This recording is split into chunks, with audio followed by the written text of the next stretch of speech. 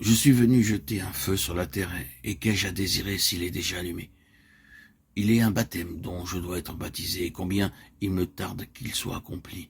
Luc 12, 49, 50. Le sens réel de la première phrase est peut-être mieux rendu dans la version suivante. Je suis venu jeter un feu sur la terre, qu'ai-je à désirer? Si seulement il était déjà allumé.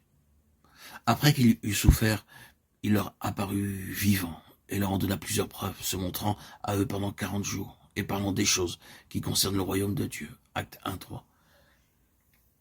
Quand je le vis, je tombai à ses pieds comme mort. Il posa sur moi sa main droite en disant, ne crains point, je suis le premier, le dernier et le vivant. J'étais mort, et voici, je suis vivant au siècle des siècles. Je tiens les clés de la mort et du séjour des morts.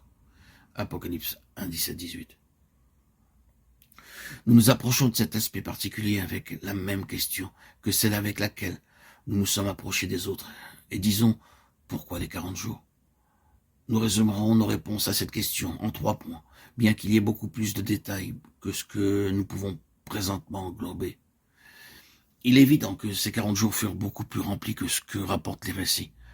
Nous n'avons que le récit de 10 apparitions du Seigneur pendant les 40 jours, et 5 d'entre elles eurent lieu le premier jour, laissant 39 jours pour les 5 restantes, si le nombre complet d'apparitions fut 10. Mais Jean, en parlant de l'apparition du Seigneur après sa résurrection, a effectivement dit « Jésus a fait encore en présence de ses disciples beaucoup d'autres miracles qui ne sont pas écrits dans ce livre. » Jean 20, 30. Et je pense que le contexte nous conduirait à conclure que ces nombreux autres miracles furent accomplis après sa résurrection. Ceci reçoit l'appui de Luc quand il parle des 40 jours comme renfermant plusieurs preuves.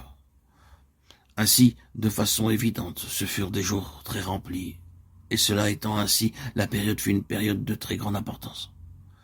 Ce n'est pas notre intention de nous attarder sur les diverses apparitions, mais de chercher à comprendre la signification de l'ensemble.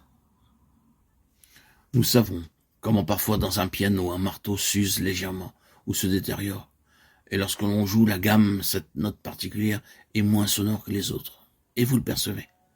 De la même façon, je crois que cette note des 40 jours a perdu beaucoup de sa force, ou que l'on ne lui a donné ni la force, ni la réalité, ni l'ampleur du volume qu'on devait lui accorder. Je crois que nous saisirons cela tandis que nous avancerons.